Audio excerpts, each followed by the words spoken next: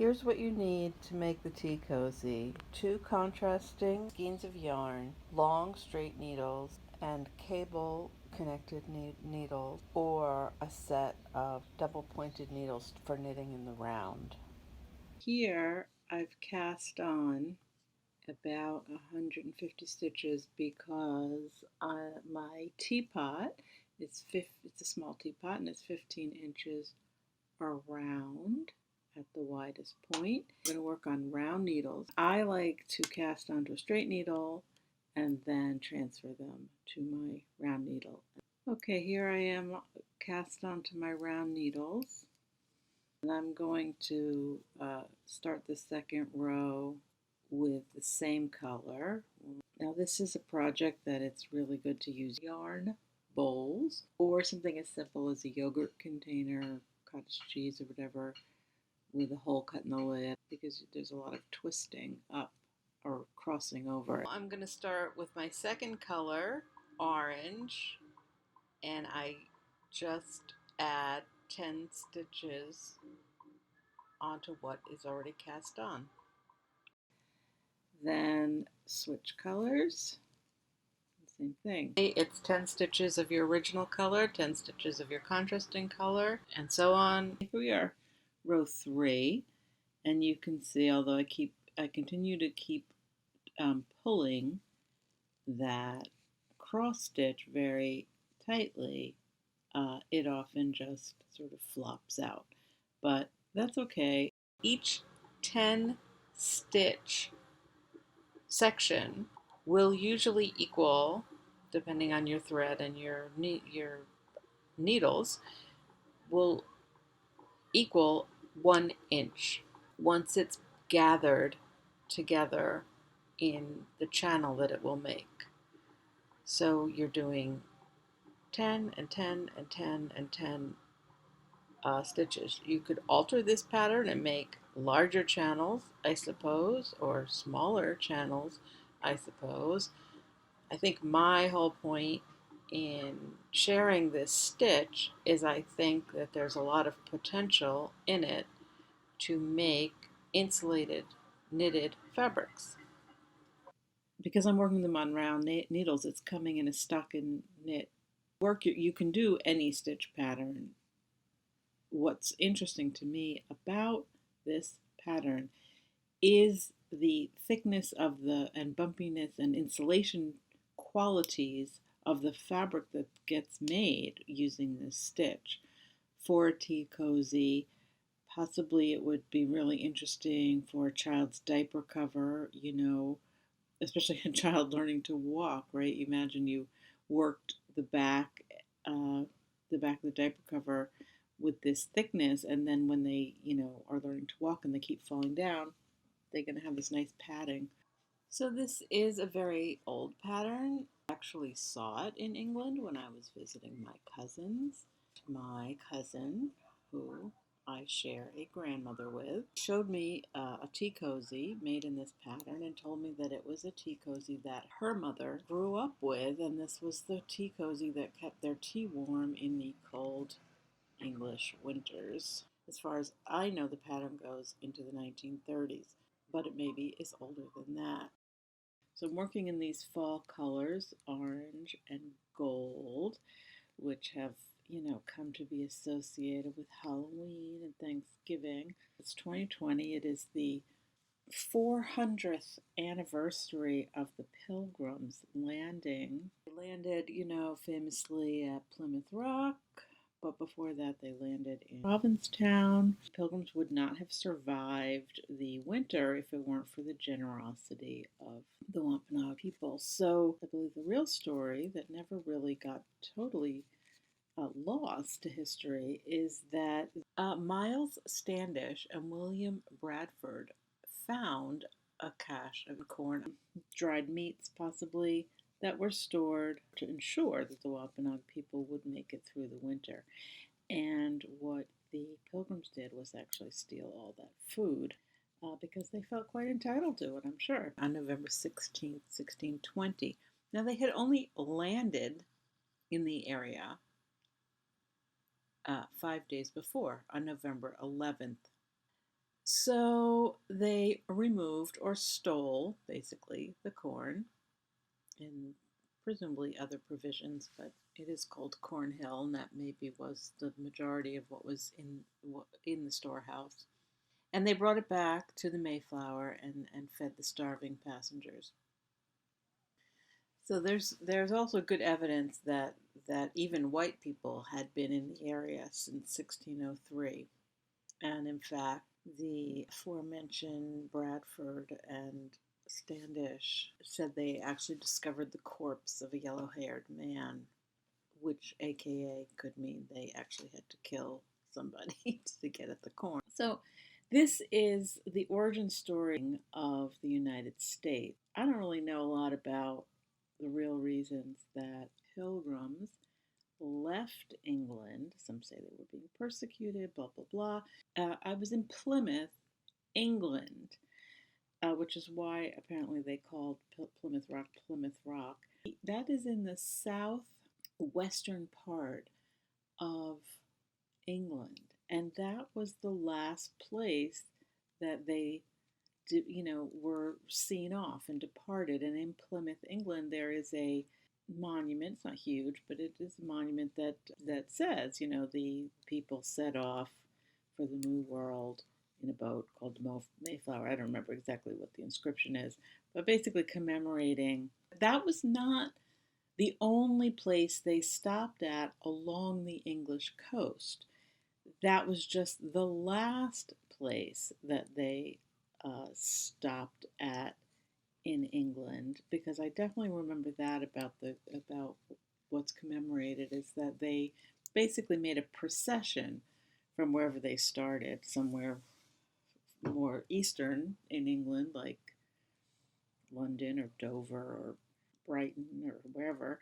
They made several stops along the coast and then finally departed off into the adventure of making it to the New World. I'm from New York.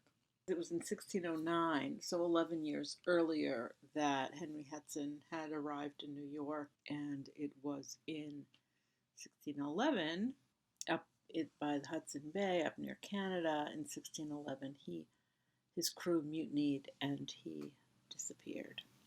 And of course, he wasn't even the first. The Dutch East India Company, who had employed Henry Hudson, actually set up a outpost in what is now New York. It was not their only outpost in the world. They had outposts, trading outposts, all throughout.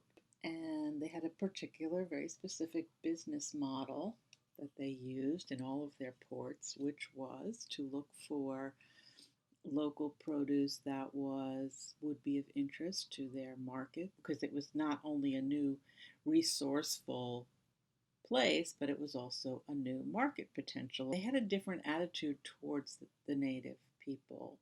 Not only were they potential consumers of products, but they were also valued as resources, possibly to be enslaved. Mostly men were sent on the ships, but there were women, and the women were trained as midwives. And in Amsterdam is the oldest midwifery school continuously operating that has records. One of the positions a midwife might get is with the Dutch East India Company in a far-flung place. And it was her job, when the sailors intermarried with the local population, to safely deliver these newly born Dutch citizens. And then these big, economically strong, and incidentally or on purpose, mixed people would become the upper echelon of this new community that would grow in this new place. I mean, I don't know how those people who actually fared in terms of taking on political power and so on, and how controlled their behavior was, and in terms of maybe having them then only marry white people. We don't know. But we do know that New York continued to be ruled over or operated under the Dutch system most of the 1600s and into the 1700s, until independence. or until, I mean, they fought with the British back and forth.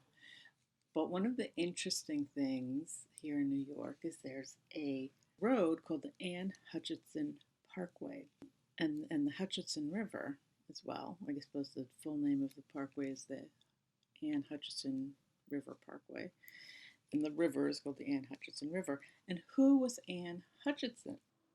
When you change colors, which is very easy to do, it's every 10 stitches you've made a different row, but they're all bound together by these cross stitches, and that's how the whole thing holds together.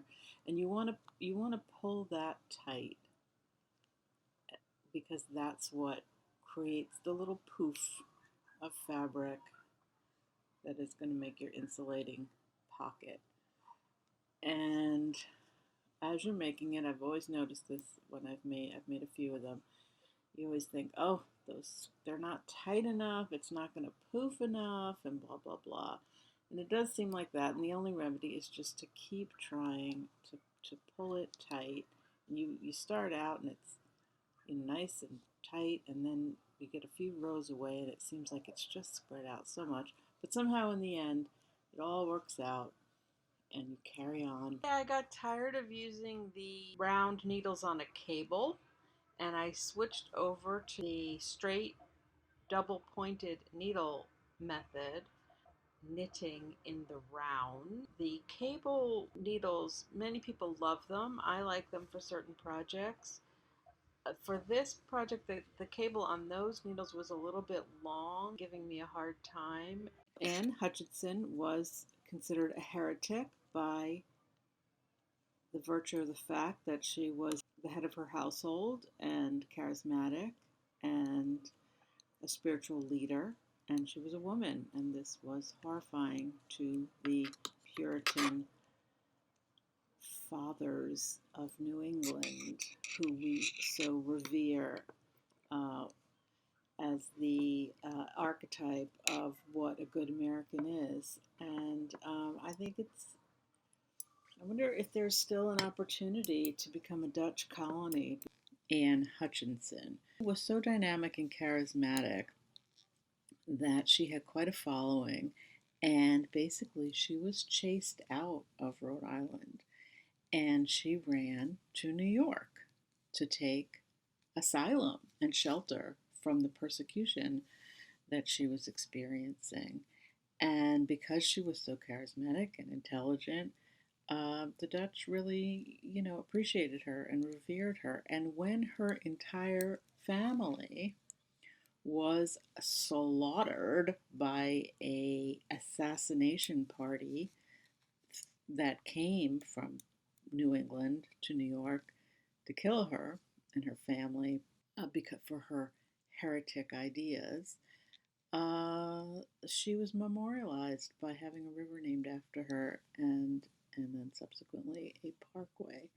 I guess my point is that New York has always been different because its origin story is very different and is not adopted essentially as the origin story of the United States, which is that it's the Dutch influence. Of course, we've obliterated the native influence to some degree, although if you dig a little deeply, you'll find when you're ready, you are going to figure out by measuring the height of your teapot where you're going to start to make your decreases so that your top of your tea cozy fits over the top of your teapot. And then you're going to crochet a little pilgrim hat, perhaps, or you can find a little pair of wooden shoes, and you're going to affix them to the top, and that will be the top. Or you can just crochet a little poof, or make a pom-pom, and that's the top of your tea cozy. So that is the fall history lesson for this Thanksgiving tea cozy.